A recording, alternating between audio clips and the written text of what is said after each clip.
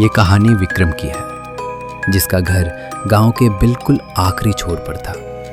उसके घर की पिछली दीवार और शमशान घाट की सीमा के बीच बस कुछ ही कदमों का फासला था। गांव वालों का अक्सर कहना था कि उस शमशान की मिट्टी प्यासी है।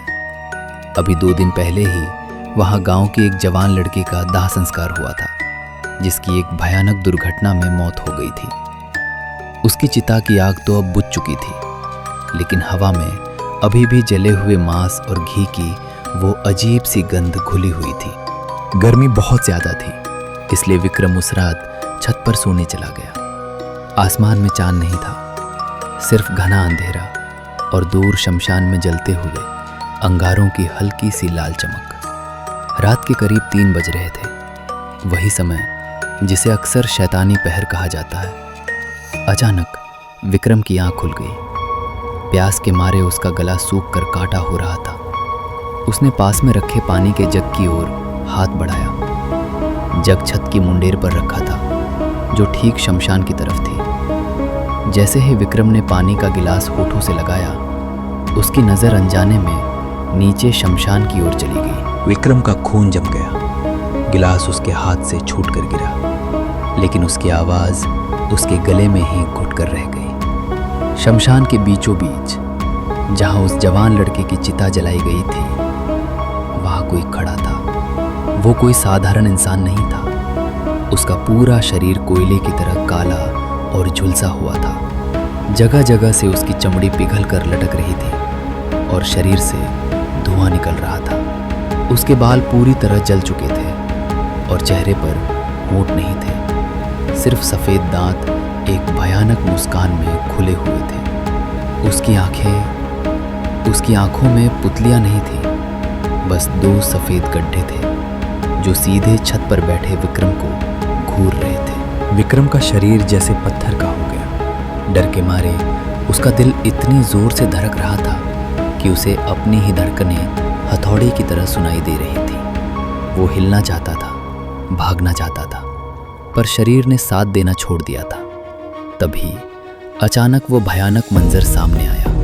वो जला हुआ आदमी अब शमशान में नहीं था। वो पलक झपकते ही विक्रम के चेहरे के बिल्कुल सामने खड़ा था। विक्रम को उस जले हुए शरीर की सड़ांध और उससे निकलती हुई भीषण गर्मी महसूस हो रही थी।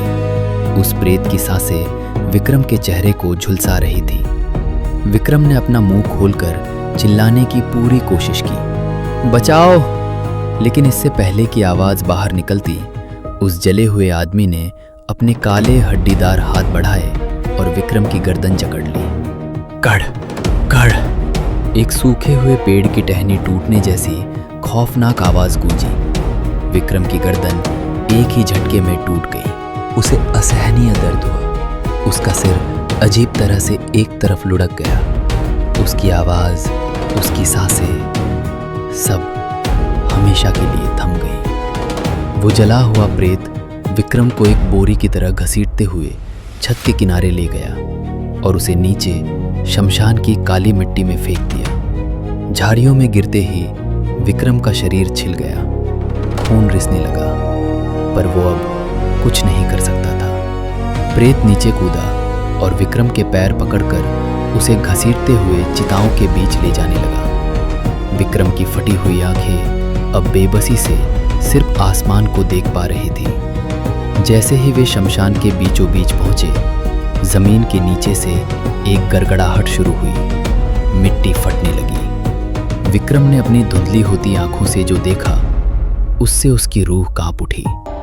शमशान में जितने भी मुर्दे जलाए गए थे, उनकी राख एक साथ हवा में उड़ने लगी।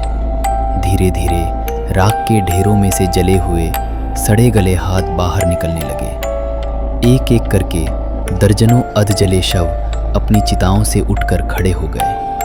किसी का सिर आधा था, किसी के हाथ नहीं थे, किसी की पसलियां बाहर निकली हुई थी। वे सभी धीरे धीरे लंगड़ाते हुए विक्रम की ओर बढ़ने लगे।